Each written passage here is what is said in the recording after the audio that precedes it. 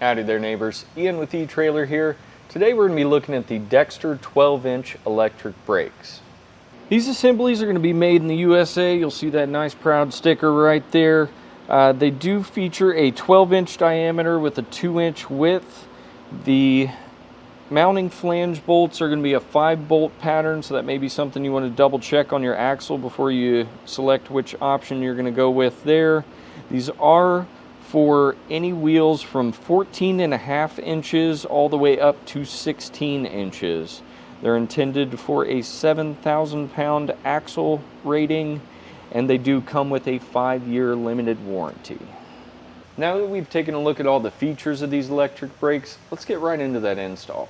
We're going to start by taking this drum assembly off here. This cap is going to come off so we can access all the bearings and the nuts that are in that. So what you want to do is just get your edge started and then slowly work your way around with either a chisel or a flathead, just making sure not to damage that cap if you didn't get a replacement cap, but we do have replacement caps as well. And then as we're going, we're just going to spin it a little and work in a new gap until we've got it at least seated off of the drum. And then that's when we'll kind of work it back and forth to get it off. And then with that little gap, we can just come through with that flathead or chisel or pry bar, whatever you got.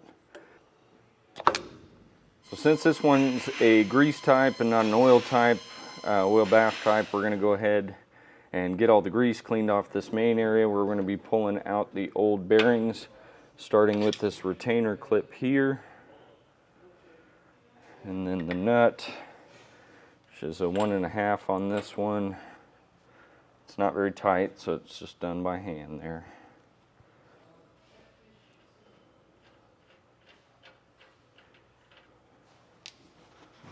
And then right behind that's going to be a flat washer. It does have a little keyed side there, so sometimes the bearing will come with it if the grease is real packed in there. Other times you'll have to get the bearing out next, but it looks like this is all going to come out as one deal maybe. Nope, just the washer. And you'll work your outer bearing out.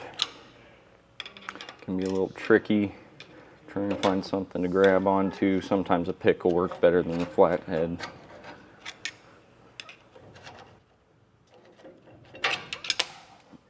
The bearing, then we're going to pull the drum off. Just kind of work that back and forth.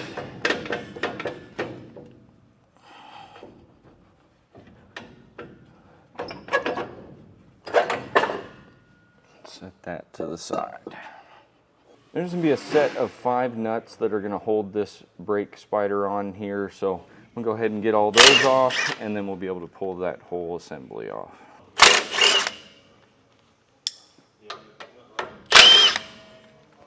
We've got our 2 brake wires here. We're going to go ahead and just cut those up here. That way we've got enough length to be able to hook up to the new one. And then that whole assembly will just come off, and we'll set that to the side as well. I did go ahead and clean the spindle off. You'll just want to make sure there's not any debris where the bearings are going to be riding or any of the races. And then we will very carefully come up over our spindle, lining up the bolt holes. You also want to make sure your wire in the back is all out of the way, because if those are pinched in there, it's going to cause a problem. And then we'll come through. I'm just going to get these all down, and then we'll tighten each of those up just nice and snug and flush, crushing down those locking washers back behind the nut.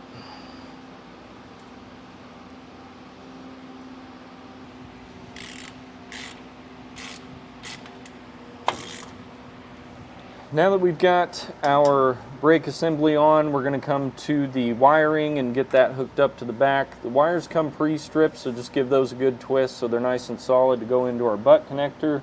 I'm going to be using some heat shrink butt connectors for that. And we'll just strip our other end coming out of the trailer here and give those a good twist.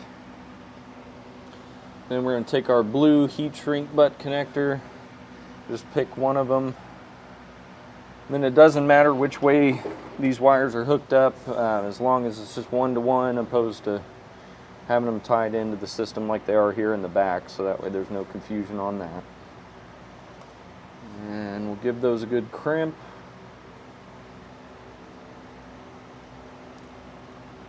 And take one of the wires from our brake assembly, and we'll crimp that one as well. And then heat shrink that down so that way we keep any corrosion or debris that might come from going down the road in there.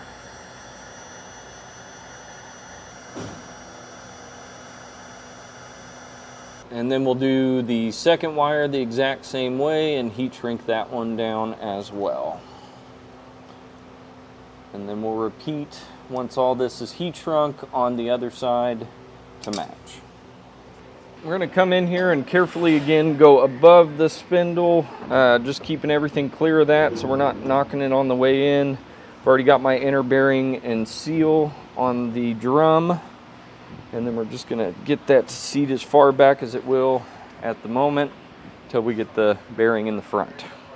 We're going to have our washer with the slot on it, and then the nut will go on top of that.